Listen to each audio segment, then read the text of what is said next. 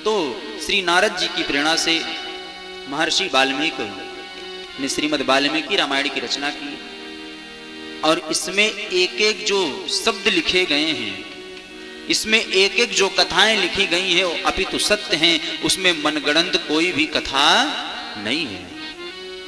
क्यों?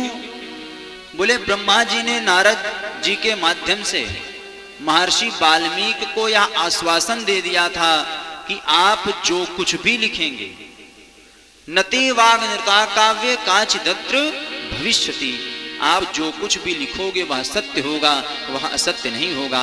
इसलिए इसमें लिखी एक एक बात जो है यह सत्य है, यह प्रामाणिकता है।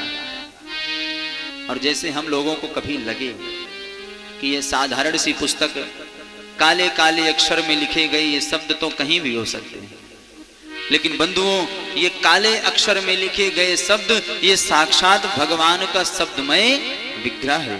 यही हम लोगों को विश्वास करना चाहिए।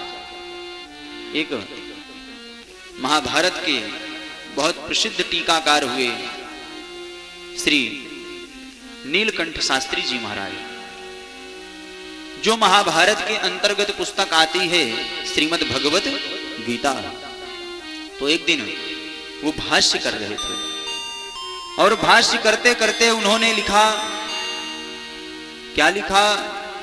बोले श्रीमद् भगवत गीता में एक श्लोक आया, अनन्याश्चिन्तयन्तो मां ये जनः पयुरुपासते तेषां नित्याभियुक्तानां योगक्षेम वहाम्यहम्। अर्थात जो अनन्य भाव से भगवान का चिंतन करता है, भगवान का स्मरण करता है, तो भगवान उसके ऊपर इतनी बड़ी कृपा करते हैं कि अप्राप्त वस्तु को ला करके प्रदान कर देते हैं। श्लोक का अर्थ यही होगा। परंतु नीलकंठ शास्त्री जी ने विचार किया कि यह श्लोक कुछ ठीक नहीं है। क्यों? बोले कोई चीज भगवान ला करके दे दें? अरे भगवान तो सर्व सामर्थ्य हैं, वो कोई चीज ला कर देना अर्थात ढो करके लाना, तो भगवान तो इतने सर्व सामर्थ्य हैं, किसी को ला कर नहीं देते, अपितु वो अपनी कृपा से उसको वह चीज दे देते हैं। इसलिए उन्होंने यहाँ पर जो श्लोक लिखा था योगक्षेमम वहाम्यहम्, उसको उन्होंने पेन से काट दिया और पेन से काट करके लिख दिया कि ददाम में हम, भगवान दे देते हैं। और श्लोक को काट करके चले गए स्नान करने के लिए। उसी समय भगवान राघव की एक लीला हुई।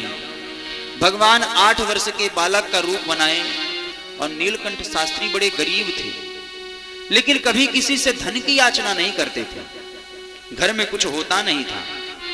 ब्राह्मणी पूछती थी कि शाम को भोजन क्या बनेगा, तो वो कह देते थे जिसने जन्म दिया है वही व्यवस्था कर देगा। ऐसा अद्भुत चिंतन उनका था। और स्नान करने के लिए चल दिए।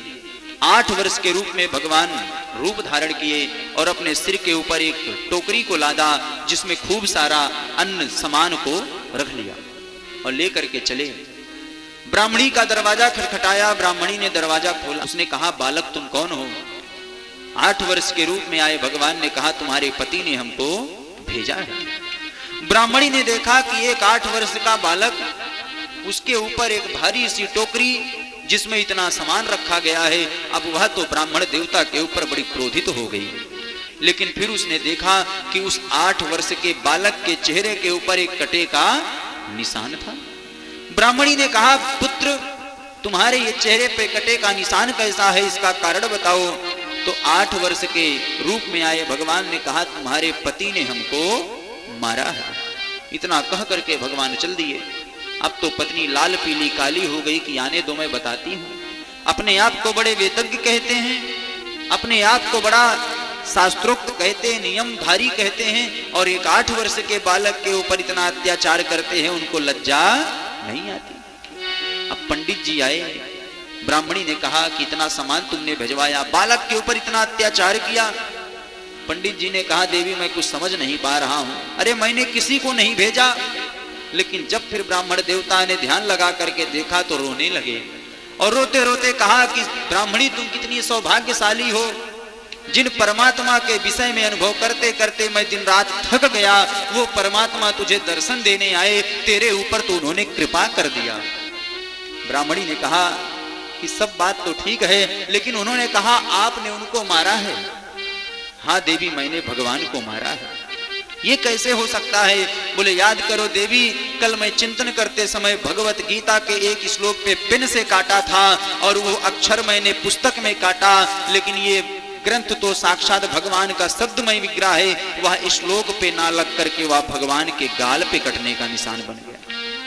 इसलिए बंधुओं, ये जो ग्रंथ है, ये जो रामचरितमानस है, श्रीमद् वाल्मीकि रामायण है, 18 पुराण है, ये दिखने में पोथी पन्ना लगते हैं, लेकिन सच बात, अध्यात्म की बात तो यही है कि ये भगवान का शब्दमय विग्रह है।